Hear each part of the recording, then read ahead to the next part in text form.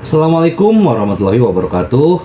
Salam sejahtera buat kita semua. Semoga kita semua dalam keadaan sehat jasmani dan rohani, tidak kekurangan satu apapun. Amin ya robbal alamin. Oke, Mimin akan melanjutkan cerita Liontin Giok Naganya. Tapi seperti biasa, bantu dulu tekan tombol like dan berkomentar juga Tuan dan Nona. Terima kasih sesudah dan sebelumnya. Bab 1724 sampai bab 1725. Saat masuk, Huang Kewei tiba-tiba berbalik dan tersenyum pada Hao Qiang.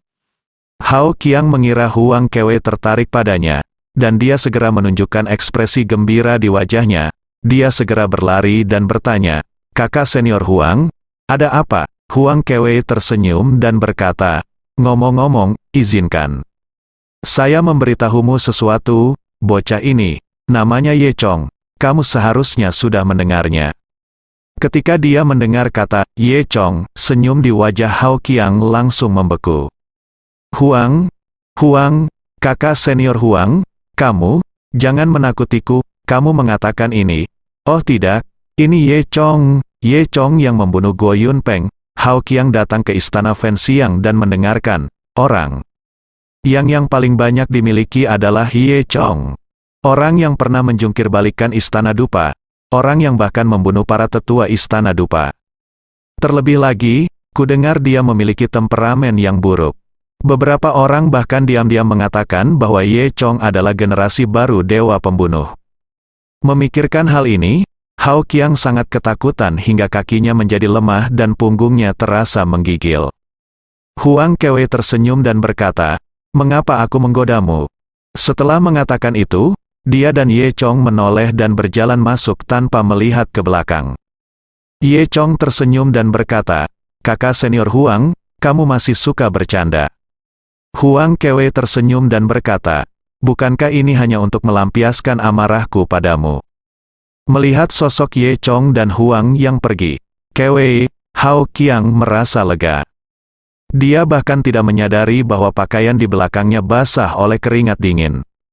Keduanya berjalan ke pintu. Ye Chong melirik ke belakang, lalu menggelengkan kepalanya dan berkata sambil tersenyum, "Sekarang istana Fenxiang menerima murid. Itu benar-benar campuran baik dan buruk. Mereka menginginkan segala macam hal. Saya kira bahkan penilaian telah dibatalkan." Huang Kewei berkata, "Kamu tidak tahu, Hao Qiang ini juga orang yang memiliki koneksi yang baik. Dikatakan bahwa dia adalah putra dari teman sekelas lama dari tetua halaman dalam saat ini," kata Ye Chong Sin, "dan itu memang mirip dengan apa yang dia harapkan." Mereka berjalan masuk sambil mengobrol. Di dalam istana dupa, tidak ada yang berubah. Sepanjang jalan, saya melihat banyak murid, dalam kelompok kecil, mengobrol dan tertawa. Ada yang pergi ke pembakar dupa untuk berlatih. Ada yang pergi ke alun-alun untuk makan dan minum. Dan ada yang pergi ke gedung misi untuk menerima tugas. Banyak orang yang lewat mengenali Huang Kewei. Mereka hendak melangkah maju untuk menyapa, tapi kemudian mereka mengenali Ye Chong, jadi mereka mundur lagi. Banyak orang memandang Ye Chong dan Huang Kewei dengan iri. Keduanya berjalan di taman istana Fenxiang seperti pasangan muda biasa. Mereka berada dalam harmoni yang sempurna dan berjalan sangat lambat. "Kakak senior, sepertinya kamu berkembang dengan baik," kata Ye Chong sambil tersenyum. Ye Chong dapat melihat bahwa Huang Kewei kini telah mencapai tahap puncak prajurit tingkat bumi dan dapat menerobos menjadi prajurit tingkat surga kapan saja. Ye Chong tidak pernah menyangka tingkat pertumbuhan Huang Kewei akan secepat itu. Nampaknya latihan Huang Kewei selama periode ini memang sangat efektif. Huang Kewei tersenyum tipis, cemberut dan berkata, "Menurut adik laki-laki, kamu masih jauh tertinggal. Kupikir aku bisa menyusulmu kali ini. Tapi setelah mendengar nasibmu, kurasa kamu bahkan lebih kuat sekarang, kan?" Setelah itu, kedua orang tersebut saling bercerita tentang pengalaman mereka selama periode ini. Ternyata Huang Kewei sudah menjadi murid halaman dalam. Dia sedang menjalankan misi dan belum kembali selama setengah bulan. Segera setelah misinya selesai, dia mendengar sesuatu terjadi di istana Fenxiang, dan Su Lin dikirim untuk melakukan misi yang sangat berbahaya. Oleh karena itu, Huang Kewei bergegas kembali untuk melihat apakah dia dapat membantu.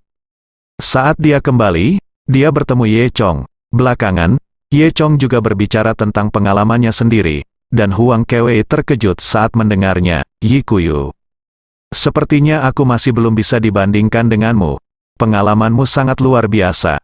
Tapi kamu pasti banyak tertinggal, Huang Kewei berkata sambil cemberut. Ye Chong tersenyum dan berkata, oh, aku bahkan tidak bisa membuka senjata ajaib luar angkasa sekarang. Bagaimana lagi aku tidak bisa mengeluarkan tokennya? Huang Kewei menutup mulutnya dan tertawa. Mereka berdua sedang berbicara satu sama lain. Tapi sebelum mereka menyadarinya, mereka sudah berjalan kembali ke halaman dalam. Ye Chong awalnya ingin kembali ke kediamannya di halaman luar, tapi dia tidak menyangka akan melupakannya setelah mengikuti satu-satunya cara Huang Ke untuk mengobrol. Namun, Ye Chong sekarang adalah murid halaman dalam, jadi dia secara alami memiliki tempat tinggal di halaman dalam. Sekarang saya di sini, sebaiknya saya pergi ke sana dan melihat-lihat. Ye Chong pertama-tama mengirim Huang Kewei ke gerbang halaman asrama putri. Huang Kewei meletakkan tangannya di belakang punggungnya, sedikit memiringkan kepalanya, dan berkata sambil tersenyum, baiklah, aku di sini, Ye Chong, kamu harus segera kembali. Ye Chong mengangguk dan berkata, ya, oke. Ayo tunggu kita di malam hari, ayo makan bersama. Huang Kewei tersenyum dan berkata, oke, aku akan bersih-bersih dulu, lalu menunggumu meneleponku. Ye Chong mengangguk, lalu Huang Kewei berjalan ke halaman, dan Ye Chong sendiri berbalik dan berjalan ke arah lain. Dia datang ke asrama putra di seberang halaman asrama putri. Ruangan murid di pelataran dalam relatif sempit, tidak besar dan sangat padat, tidak seluas ruangan murid di pelataran luar. Karena ruangan murid di halaman dalam dibangun di tempat yang energi spiritualnya kuat.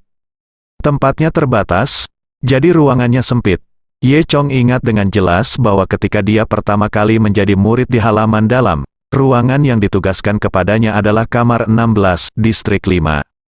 Ye Chong tidak pernah datang untuk tinggal di rumah ini sejak dia ditugaskan di sana. Diperkirakan sudah penuh debu. Namun, ketika Ye Chong tiba di kamar 16, dia mendengar suara keras datang dari kamar yang seharusnya tidak berpenghuni. Sepertinya ada beberapa orang yang bermain kartu dan minum di dalam. Ye Chong melihat nomor rumah itu lagi, dan setelah memastikan dia tidak salah, dia masuk. Berderit dengan suara, Ye Chong mendorong pintu hingga terbuka. Hal pertama yang menarik perhatian Anda adalah aula luar ruangan. Lantai aula luar dipenuhi berbagai macam sampah, dan juga tercium bau busuk. Ye Chong tidak bisa menahan diri untuk tidak mengerutkan kening. Ini lebih buruk daripada tertutup debu. Kemudian, Ye Chong berjalan melewati aula luar dan ketika dia sampai di ruang utama, dia menemukan bahwa ruang utama juga penuh dengan sampah.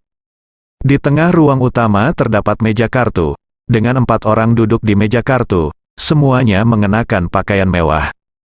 Mereka memegang kartu di tangan mereka, dan di sampingnya ada gelas anggur, asbak, puntung rokok, tutup botol bir, kantong plastik kemasan makanan, del. Keempat orang itu berteriak dengan wajah merah dan leher tebal saat ini. Benar 3, aku tidak mampu membelinya. 4 detik dan 2 raja, tidak, di antara 4 orang ini. Ye Chong sebenarnya mengenal salah satu dari mereka, itu adalah Jin Dalong. Jin Dalong adalah salah satu pelamar Huang Kewei pada awalnya. Seperti Huang Kewei, dia adalah presiden masyarakat.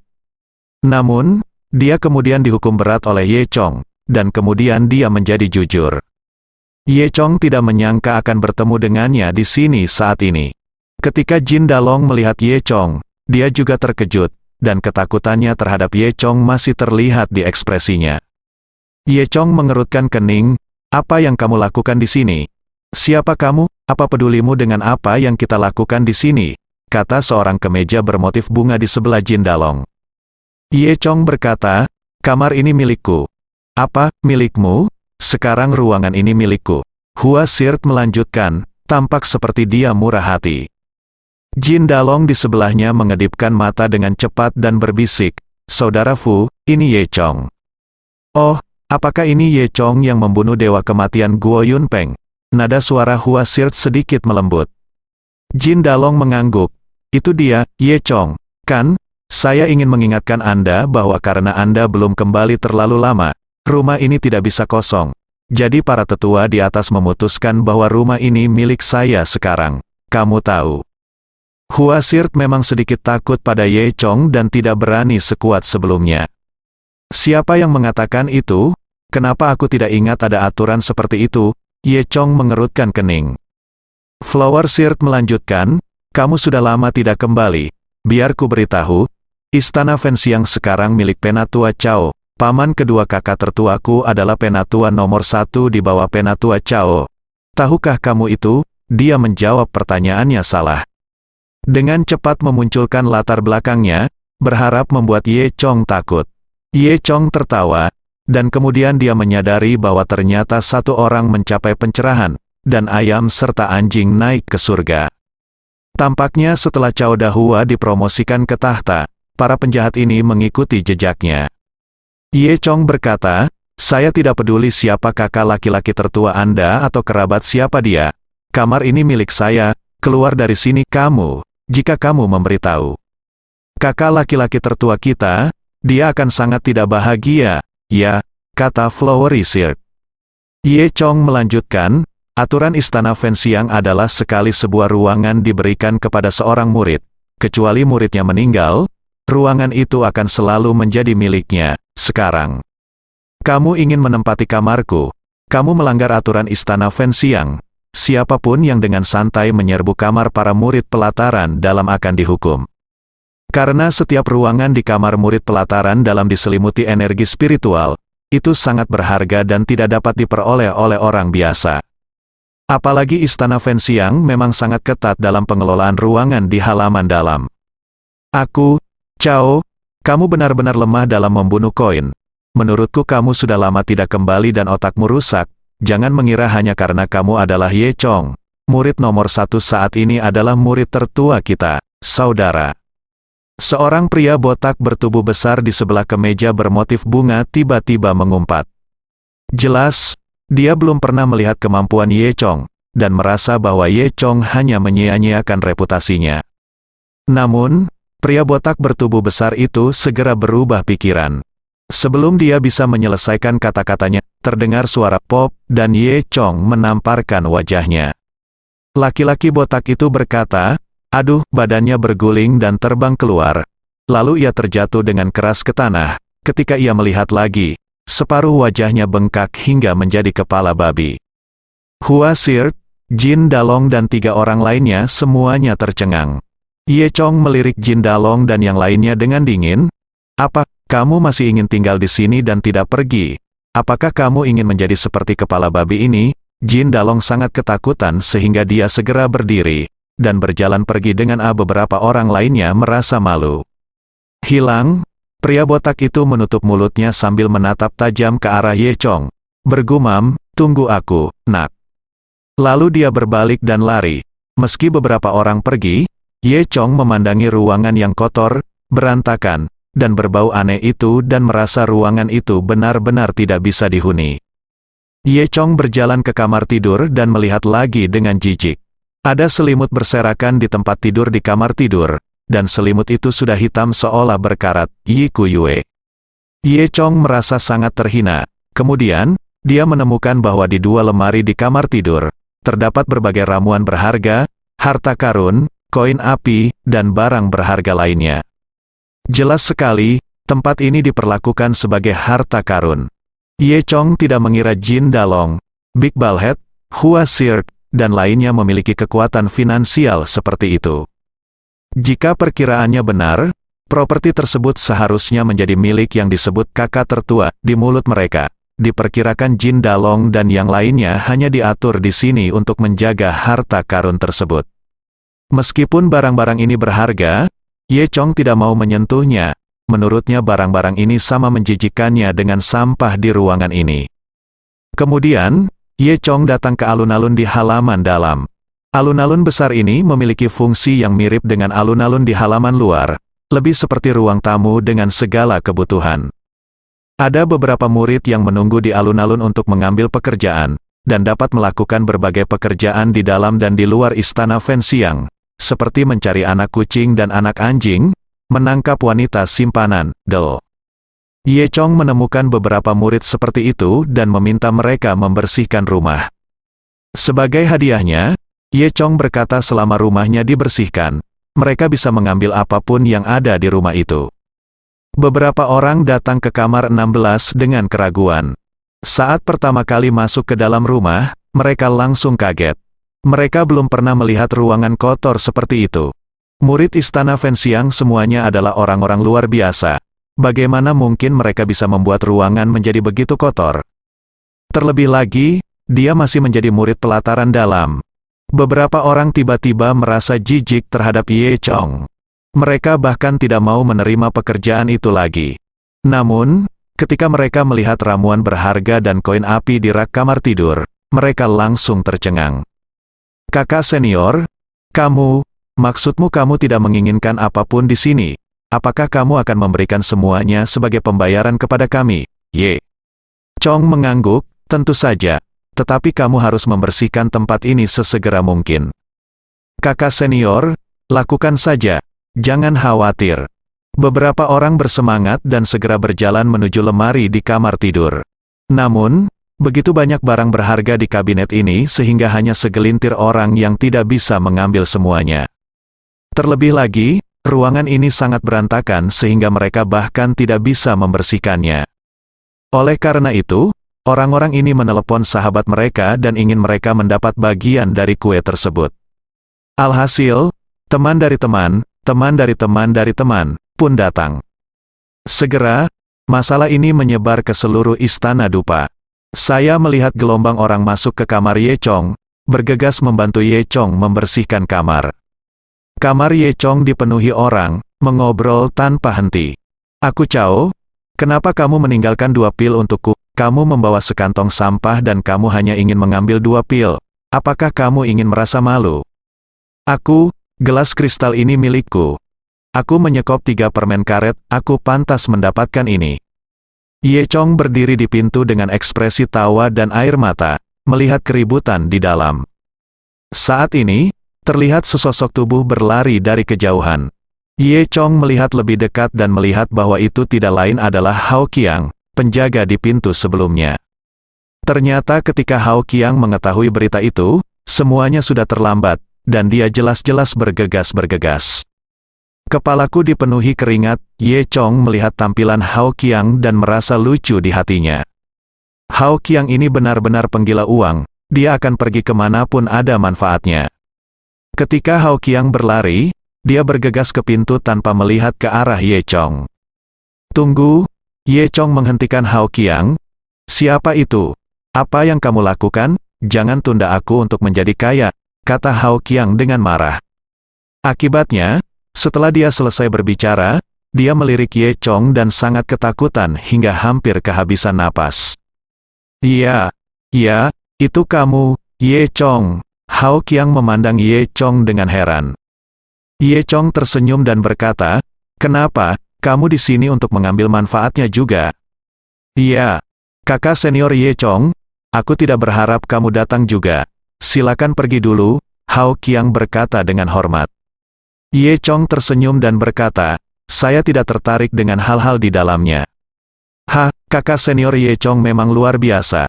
Bolehkah saya masuk dulu? Jika saya tidak cepat-cepat, saya khawatir orang lain akan melakukannya, merampok semua yang ada di dalamku. Hao Qiang tampak tidak sabar. Ye Chong tersenyum dan berkata, ini kamarku. Siapapun yang ingin aku masuk bisa masuk. Siapapun yang aku tidak ingin biarkan masuk tidak bisa masuk. Ye Chong membalas apa yang dikatakan Hao Qiang sebelumnya. Hao Qiang tertegun, apakah ini kamarmu? Apakah kamu yang memanfaatkan tempat ini dan menyia-nyiakan kekayaannya? Oh tidak, maksudku orang baik. Ye Chong tidak bisa tertawa atau menangis. Sepertinya inilah yang disebarkan keluar dirinya. Siapa kamu peduli siapa aku? Sebaiknya kamu kembali dan memeriksa pintumu secepatnya. Bukankah kamu orang yang teliti? Cepat kembali, kata Ye Chong sambil tersenyum. Hao Qiang tampaknya berada dalam dilema dan ragu-ragu. Dia benar-benar tidak tahan berpisah dengan hal-hal baik di sini, tapi dia tidak berani memaksakan dirinya di depan Ye Chong. Saat ini, Dia tampak seperti beruang bodoh yang tidak bisa menemukan makanan, yang membuat Ye Chong tertawa. Hao Qiang juga bisa memperhatikan kata-katanya, dan melihat bahwa Ye Chong tidak tampak marah. Dia buru-buru melangkah maju dan memohon dengan ekspresi menyanjung di wajahnya, "Kakak senior Ye Chong, ketika kita berada di depan pintu sebelumnya, itu adalah salahku. Aku tidak tahu siapa kamu tidak ingat kesalahan penjahat. Jadi biarkan aku masuk, aku akan mendapat manfaat dan pergi. Aku juga akan membantumu membersihkan kamar." Bersambung.